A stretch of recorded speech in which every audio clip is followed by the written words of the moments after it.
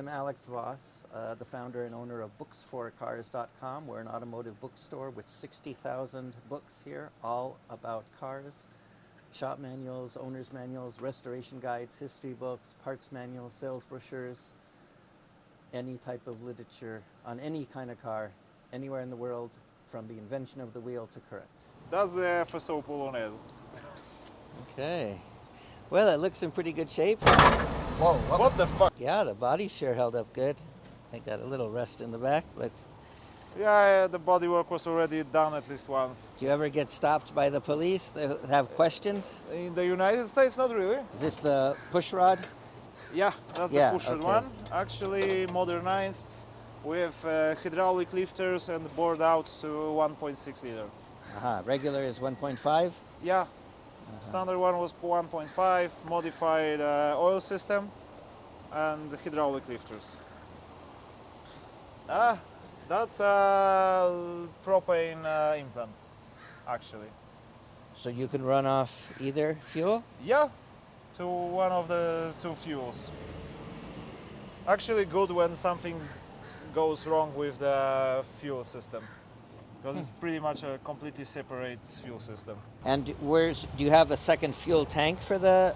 Yeah, it's in the place of the spare wheel in the trunk. Uh-huh. So that Cool. there's the gas bottle. Very popular in Poland actually, because it's cheaper than pump gas. Huh. Much cheaper, like half the price. And we have the fuel that is more expensive than here, while having a little less wages. So there have been some modifications. I mean, in '91 there were no hydraulic lifters on these engines. I changed it to the hydraulic one because it's got bigger valves and hydraulic lifters, obviously, so it's a little less louder and easier to operate. And the radiator is from the diesel version because it's bigger. That's the water pump there, so that's Yeah. timing chain under the red cover there? Timing belt. It Timing- was it's a also belt. it was swapped. I mean swapped. It was modernized to belt Huh, for the Poloneze from the chain. interesting.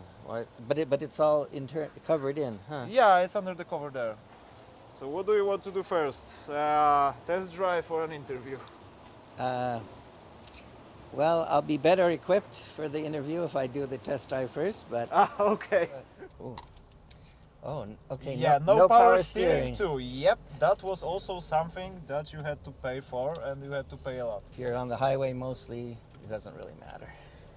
Yeah. And it's okay, it works. No, that's one less thing to go wrong. Yeah, so that Okay, was my there's point turn exactly. signal. Okay, turn Yeah. signals, okay. Standard Fiat. I don't know if you drove too many Fiats, but I did, but it's been many, many years. In the 70s and 80s, yeah. Mostly 80s, I think. okay. And what Fiats did you drove? My 131 and 128s and 124 Spiders and 124 sedans, 124 wagon.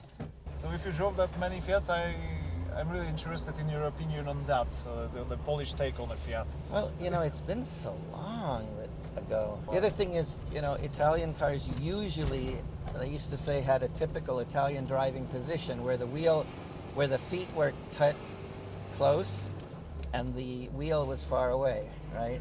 But this one doesn't feel like the traditional Italian driving position. It's more conventional. It feels like a truck driving position or something.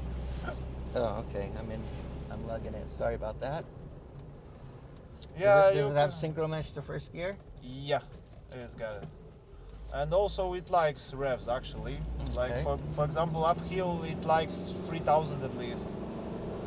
That was even in the manual in the older versions. To keep it at least 3000. So it has it. We don't hear cars with this noise like this. I don't know. This is an old-time noise that I now haven't heard it's in a long time. not, Okay. With standard steering, you feel the suspension geometry because the resistance changes with the angle, and that's something I've forgotten about also. Because with power steering, you don't feel that. It masks the suspension geometry.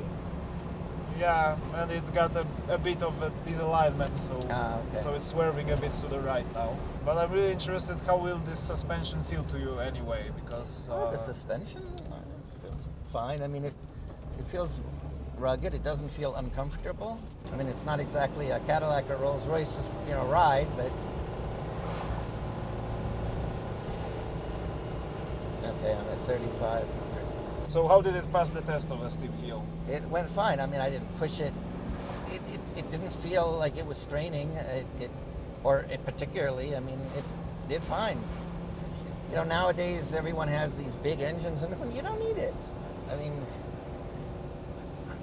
100 horsepower was more than enough in the old days, and who needs 300, 400, 500? It's crazy. It's a waste. I mean, yeah, it's fun occasionally, and the interiors held up pretty good.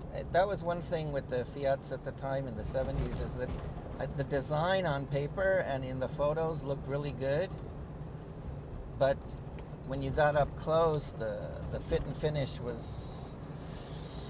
Yeah, I was recently looking at a Lancia Beta sedan, and I mean, I think the design is beautiful, but in reality, it just doesn't... The execution... How would you compare the interior to, for example, Lancia or Fiats that you experienced? Well, I mean... in terms of wear for a used car, I mean. For wear, it's I would say better than average, I think. For the age and what it's gone for, yeah, I would think it's better than average. And in terms of assembly, for example, comparing to Fiats, I mean, know- the parts that weren't disassembled like 5 times. Yeah, I can't judge assembly because I can judge fit and finish, but Yeah, fit and finish. That's assembly is a whole nother okay. issue. I'm sorry, not assembly. I forgot that you were an engineer. So yeah. So in terms of fit and finish, how would you compare it?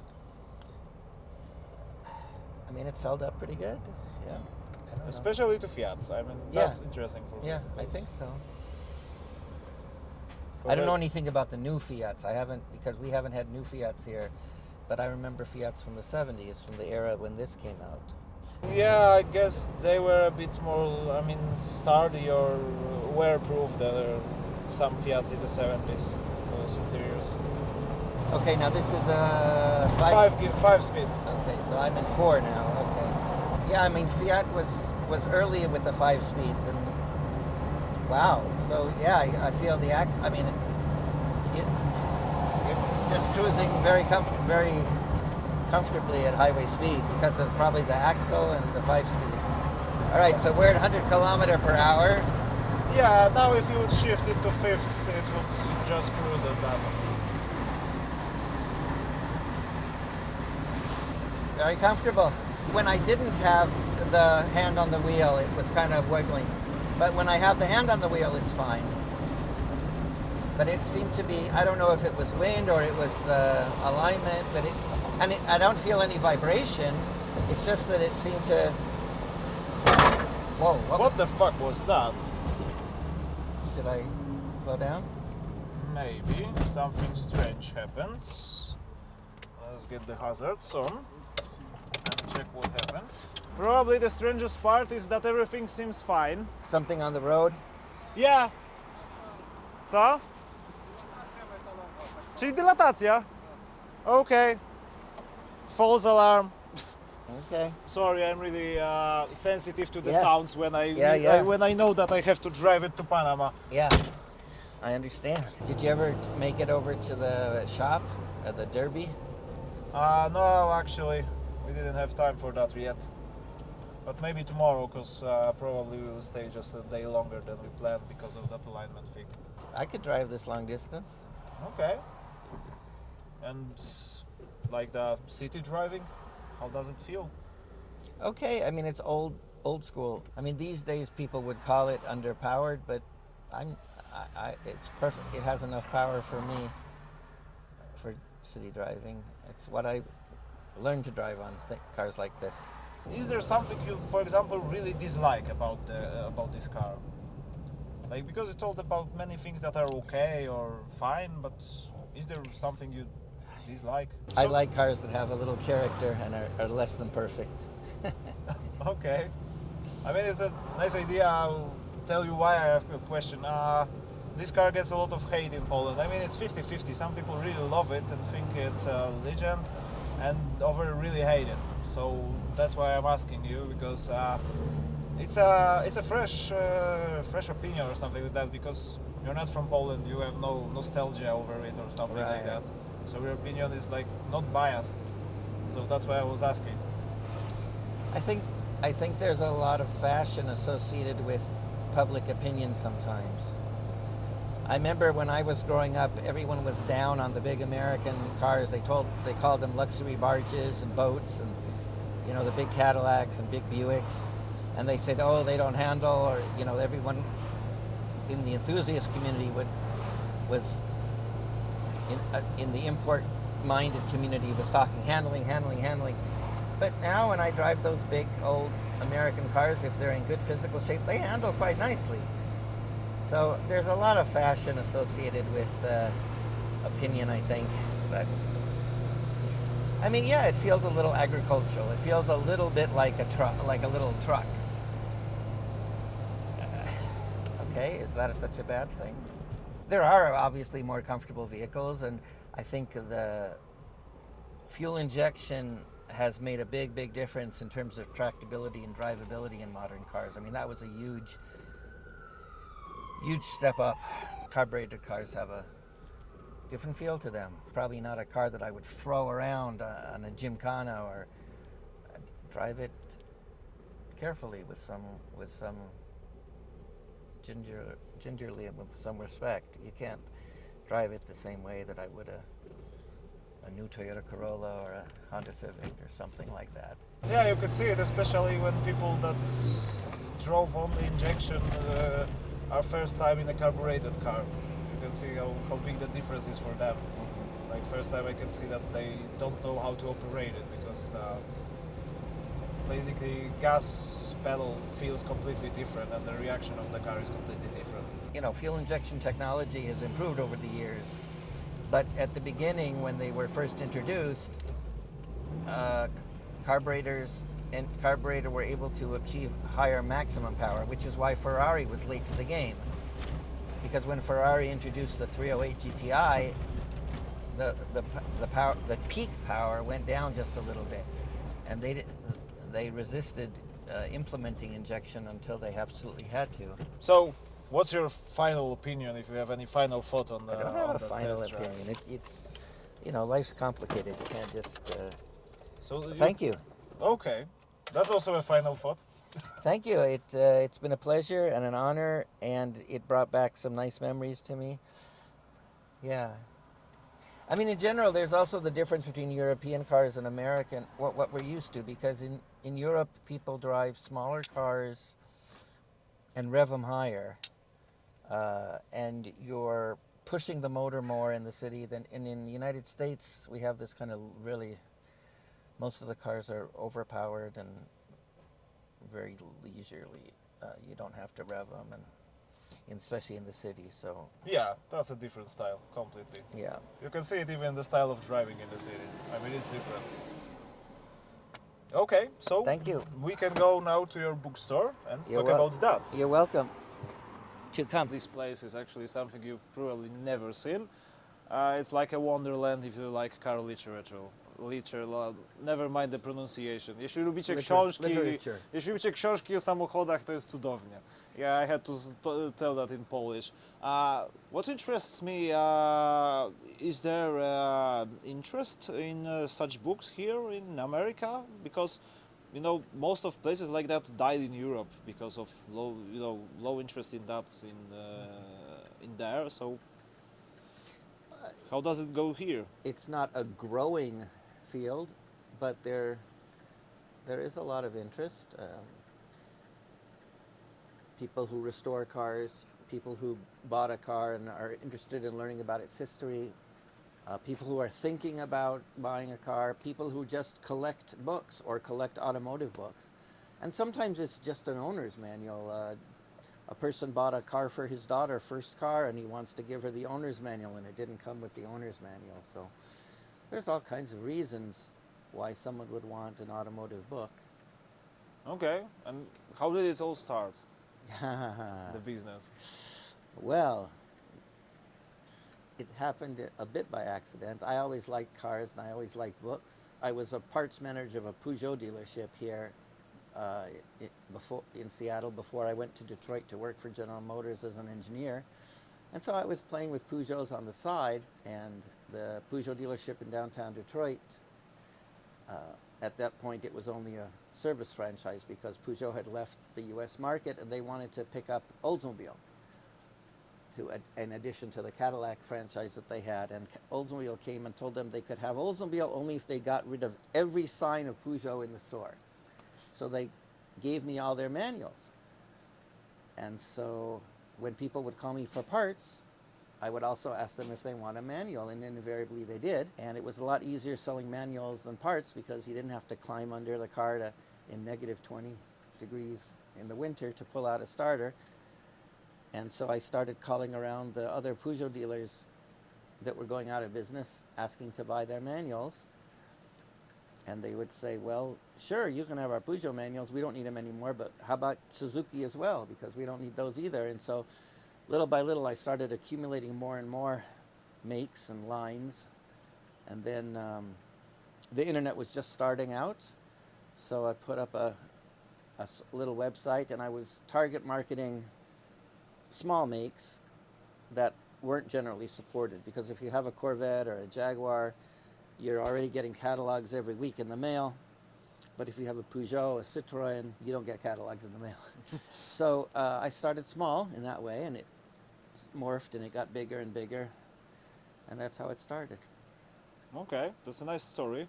Also, there's a part of it I would like to ask you about. The times when you were a Peugeot parts manager. How do you recall the times of Peugeot in North America? And Well, United States? the market here in Seattle was quite strong. We had some strong dealers. The 505 was very popular. The problem was the 505 died and it went out of production. And the 405 was a smaller car, a cheaper car, front-wheel drive, and it didn't take the place of the 505. The 605 never made it to the US, but even so, it wouldn't have been all that successful. So basically, they didn't have the right product for the North American market anymore, or not enough to sustain a dealer network. Okay, and But the 505 did very well. why these new products weren't suitable for North America, in your opinion? I mean, I have my guesses, but I want to hear it from you. Well, you have to really ask the customers. I can't speak for them. But my own opinion is that the 505 was a rear-wheel drive, pretty substantial, heavy car platform. And it was different from the Toyotas and Hondas at the time. But the 405 being front-wheel drive was a little more comparable to them and didn't stand out as much.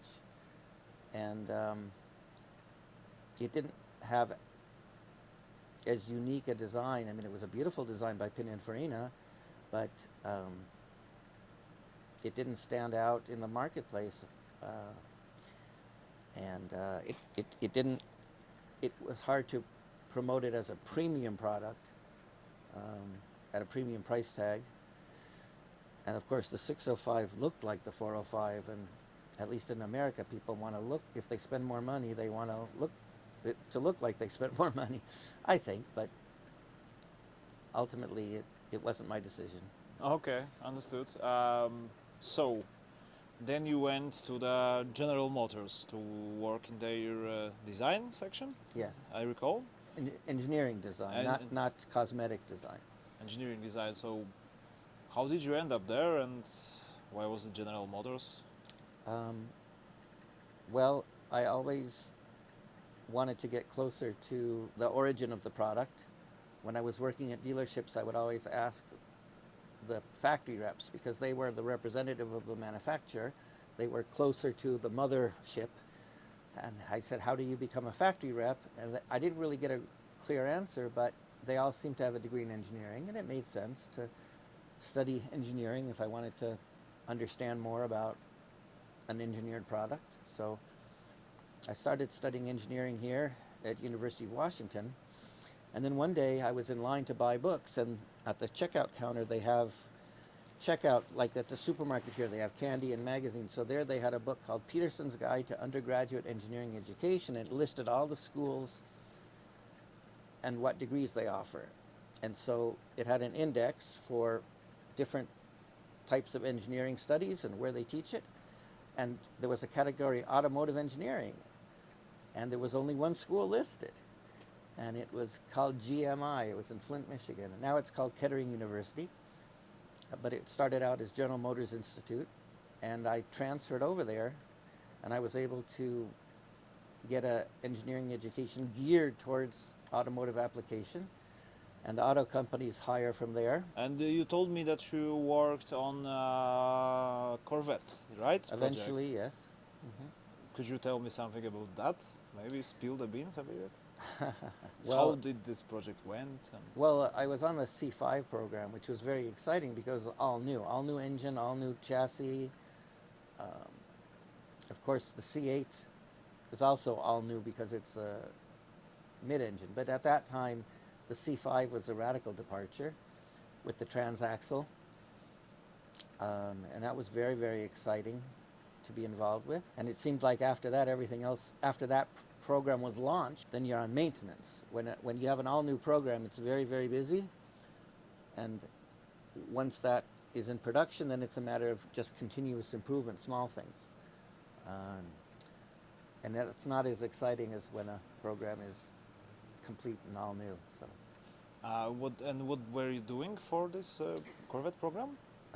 So I was what they call at that point in my career, I was a validation engineer, which is basically testing and making sure that the product performs and is durable. And I had the clutch, the rear axle, the prop shaft. At a time, I was involved in a lot of other programs also. Yeah, so those were like lab tests of these elements. Lab test. We had testing of the components, testing of the systems, and then testing of the complete vehicles.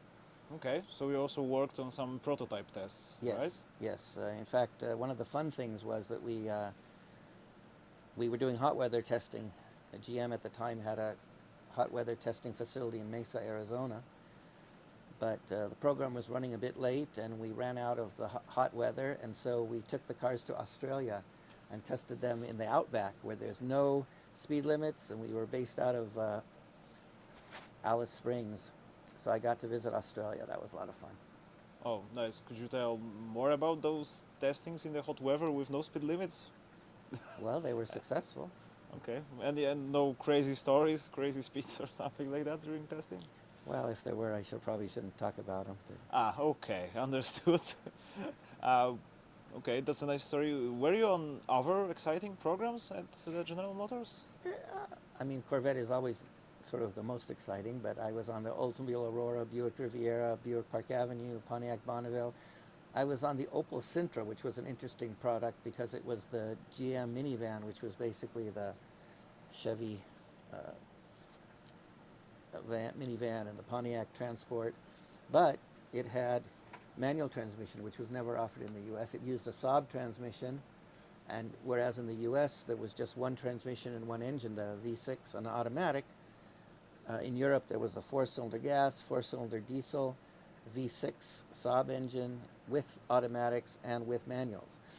So that was interesting to test, but ultimately the product was so successful in the U.S. it wasn't worth complicating the assembly plant in Dorville, Georgia with all those European variations, and so the Opel Sintra didn't last, I think, more than 2 years, but it was interesting to bring into production. The other funny one I worked on was the Aztec, the all-wheel drive program on the Aztec, and that was interesting too. And interesting stories on Aztec actually, because it's a meme car or a really legend. People hate it or love it, so. Yeah, I better not talk about that either. Okay, I understand. Sadly, we are on camera, so. Okay, so maybe you can talk on when was the moment, or what was the moment when you ended your career at General Motors? It may have been a mistake to leave. I always wanted to do something on my own, and I thought this might be more successful than it has been. Well, from what I see, it's working, and you're shipping all over the world. So Yes. I think that is a success. Actually, even getting so many of those things that I didn't see even. Well, would you like to take a walkthrough? Yeah, I would definitely like to take a walkthrough, but I will tell for another time. If you're looking for some manuals, some books on cars that are really rare, yeah, booksforcars.com. They ship to Poland. Yes. BOOKS, the digit 4 CARS. Okay, so let's take a tour of the shop because actually it's a wonderland. Więc No. zaczynamy zwiedzanie najlepszej księgarni motoryzacyjnej ever. Okay, so let's start. Welcome to Hi. Books for Cars. This room has mostly motorcycle books and what we call non-mark specific, those not being specific to any make or model. Here we have all the North American makes, starting with General Motors, with Cadillac, Buick. Here's Pontiac, Cadillac. Here's Chevrolet truck. Then we start with Ford car, Ford Lincoln and Mercury, Ford truck. And then here we start with the Chrysler Corporation, Dodge, Plymouth, DeSoto, and that wraps all around the back wall. Here we have our owner's manuals, alphabetically listed by year and model.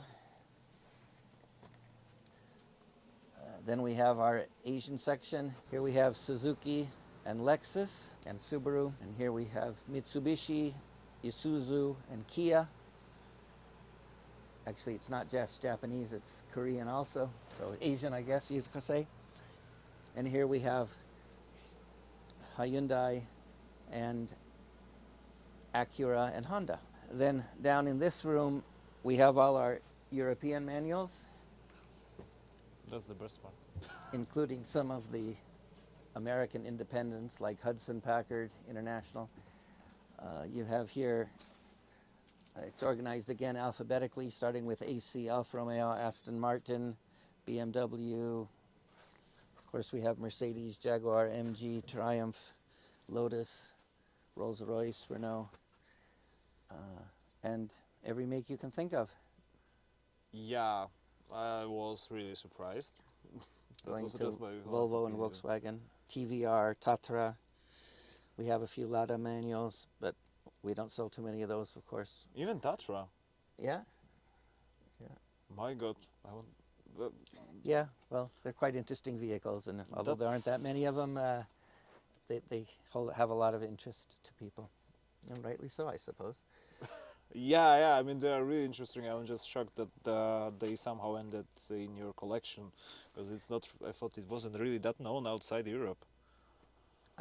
Well, unusual cars from all over the world end up coming to the United States, but then we sell to customers all over the world as well. So if you're looking for a book on Tatra or even a Lada, actually, I wanted. Sorry to interrupt you, or maybe, but Please. I just wanted to show my personal favorite as of now. That's also in store. I will switch to Polish. Katalog do 2107, to powiem Wam, to jest wiedza niepotrzebna. Ja mam katalogi do Łady. To jest katalog eksportowy wydany przez Zapciast Export w Moskwie. Różni się wszystkim od tych, które można było kupić jako tamtejsze, czyli takie na blok wschodni. Formatem, twardą oprawą, czy nawet jakością papieru, bo to jest katalog, rozumiecie, eksportowy, więc jest dobrze wydrukowany. A teraz najpiękniejsze w tym jest to, że znajduje się w księgarni w Seattle w USA. Tak, tutaj mają nawet takie rzeczy i milion innych, o których byście w życiu nie pomyśleli. Cudowne, kupujcie na Books for Cars. But we also have sales brochures. These are the brochures that you would get at the dealership. Have pretty pictures on the cars. Okay. People like to have those also for historical reference. And we also have unusual books like assembly manuals, the process by which a vehicle was assembled at the factory. We don't have that for every make, but for some make. And then we have the car models, which are just a kind of a hobby on the side. I like them, and we don't have them on the website, just for people that come in. We also offer free magazines. We get a lot of car magazines in, and we give them away for free for anyone who comes in the store and buys a book. They can take as many magazines as they'd like. So that's another reason to visit Seattle and to visit Books for Cars in person. Jeśli będziecie w Seattle, to zdecydowanie odwiedźcie Books for Cars, bo prawdopodobnie jest niewiele graciarskich miejsc lepszych niż to, które możecie znaleźć. Yeah, people don't necessarily have to buy anything. They can just visit and spend the day looking at the books. We enjoy visitors whether they buy anything or not. Okay, that's not really capitalistic, but it's idealistic and I like it. I would now like to have like all the time in the world to actually read all of them. You're welcome to stay. That was already a great trip. I mean, a great time and great to meet you Well, actually. it was a great meeting you. We hear about these type of people that make these epic trips like you. In fact, there are books written about such trips as well. I remember reading a book about a fellow who took a Mercedes SLK and the drivetrain of a G-Wagen and mashed them together and then did the Paris-Dakar rally. Anyway, that was a wild book. Do you recall the name of that book, maybe? You know, I don't. Have to look it up. Okay. I would like to know because it sounds great. Actually. Yeah, it was great. Yeah, I I would read that read one that. cover to cover. I can't tell you that I've read every book here cover to cover, but that one I did. Okay. Nice. Maybe you have it somewhere here. Maybe I do. Ah, okay. So you're not sure. Well, I like to think I know every book that's here, but it's hard to keep track of. It's a lot Okay. of a lot of books to keep track of. Okay. Anyway, thank you very much. Thank you for your Thank time you. and thank you for talking to us and letting us record all of that and browse through all of that because now we are ending the review. Maybe you're closing now, but we definitely would look for some time. Maybe not today, maybe tomorrow, to browse through it actually freely. Stay as long as you want. Oh, that's nice. Okay, thank you very much. Thank you. Have a safe trip. Thank you very much. Send us a postcard from Panama. Stay as long as you want. Każdy normalny człowiek w samochodowej księgarni w USA oczywiście, że szukałby rzeczy, które są dostępne tylko w USA. Ja poszedłem do półki z Fiatami, bo jestem debilem. Ale słuchajcie, patrzcie, to jest Fiat Brava, oryginalna instrukcja serwisowa. Wy nie wiecie, co to jest. To jest Fiat 131 na Amerykę. Rozumiecie to? Wiem, że macie to w dupie, ale zobaczcie, jakie to jest zajebiste. Wróciliśmy już z naszego spotkania z szanownym panem księgarzem oraz byłym inżynierem General Motors. Nasze mózgi są ogólnie zwłaszcza, że Mateusz jeszcze w międzyczasie dowiedział się paru rzeczy na temat silnika swojego Camaro, ponieważ ogólnie to ten pan pracował nad silnikiem tego Camaro, także jest cudownie. Ja kupiłem sobie na przykład tam samochodzik, który był oryginalną zabawką pokazową w salonach Forda tutaj. Doskonałe spotkanie, świetne spotkanie, niesamowite spotkanie. Jakby oby takich jak najwięcej. I jeszcze co ciekawe, dostaliśmy dobry omen może, nie, albo amulet, to chyba jest złe określenie, ale ogólnie, ponieważ pan jest chyba z pochodzenia Żydem, dał nam $1 i powiedział, żebyśmy dali ją żebrakowi w Panamie, ponieważ w związku z tym jeśli będziemy tam jechać, to będziemy posłańcem dobrych nowin, dobrej wiadomości, więc nie może nam się nic złego stać. Więc dlatego mamy to wziąć i przekazać w Panamie i jest to żydowska tradycja. Mamy zamiar właśnie to zrobić.